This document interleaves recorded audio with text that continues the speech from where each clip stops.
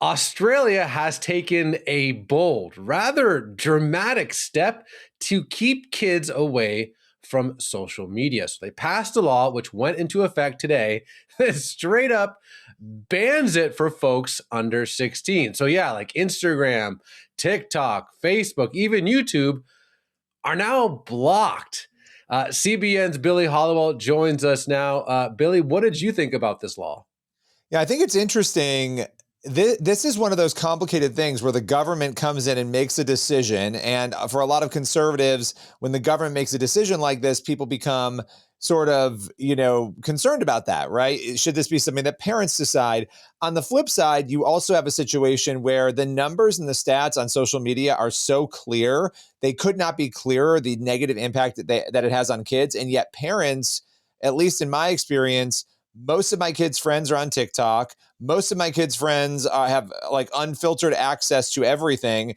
And so it's like one of these weird things. It's like smoking, right? People are out there smoking and everyone's saying, stop smoking, it causes cancer. And people for years didn't want to stop smoking until they realized they had to. I think social media is sort of this weird thing. So this is complicated. I don't have all the answers, but this is the first country essentially to do this. So we have no idea what the impact of this is going to be. I know a lot of people are very upset, a lot of young people posting their goodbye messages yesterday because they've grown up on social media. But gosh, I'm very interested in a year or two to see what the social, emotional, psychological impact of this actually is. I was looking at some statistics before we got started, and there's different test results and different studies, but I found this one interesting from the National Library of Medicine. It says up to 95% of youth ages 13 to 17 report using a social media platform. But here's the line that caught my attention. With more than a third saying they use social media almost constantly. And to me, that's the danger.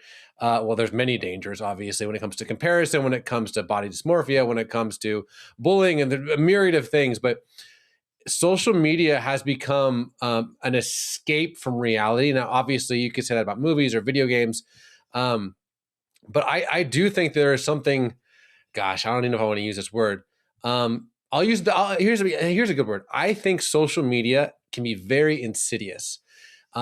Creeping in almost a demonic landmine that people don't really realize what's happening.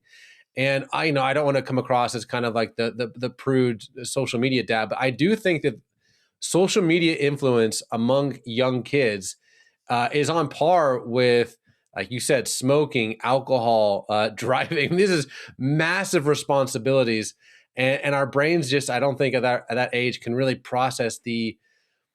I mean, and if you've seen some of these documentaries about social media recently, you have an army, a literal army of people in Silicon Valley and elsewhere whose job it is. I mean, whose literal job it is to get you addicted to the dopamine scrolling.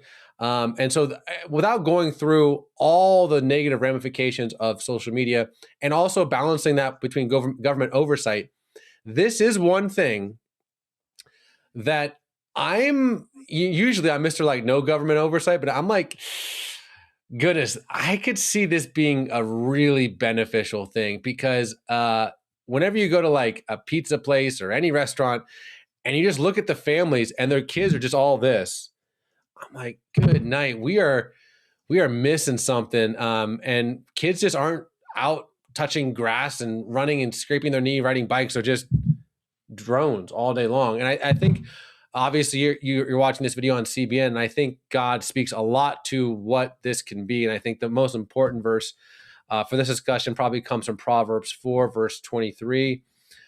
Above all else, guard your heart, for everything you do flows from it. And this is the opposite. I'm guilty of it too. Instagram is the opposite of guarding your heart. It's girls showing too much skin. It's people talking about too much garbage. It's conspiracy theories going out of control. It's literally clickbait. It's rage bait. It's everything that's bad for your heart to consume is just here. So that to be said, I think there is and then the verse goes on, let your eyes look straight ahead, fix your gaze directly before you, give careful thoughts to the path for your feet.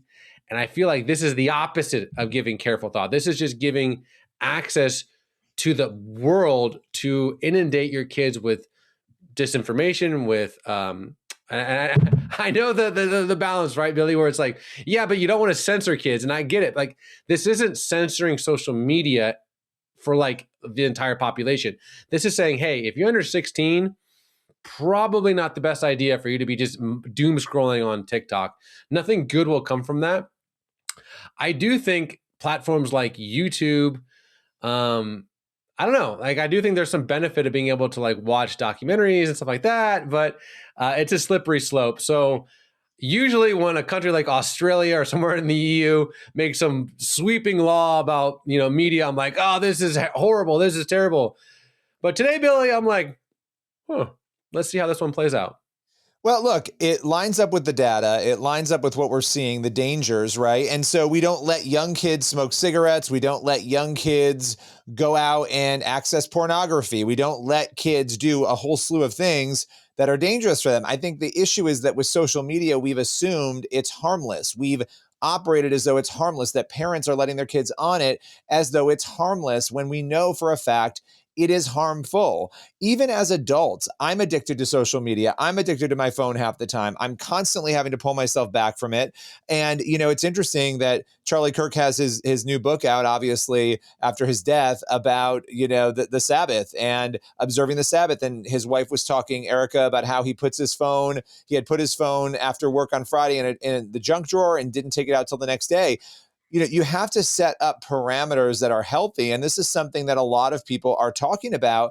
And it is challenging. But if adults are struggling with that, oh my goodness, what are kids going through with the influx of information that is hitting them? Even texting, that kind of communication as adults can be complicated. We have 10 and 11-year-olds doing that right now.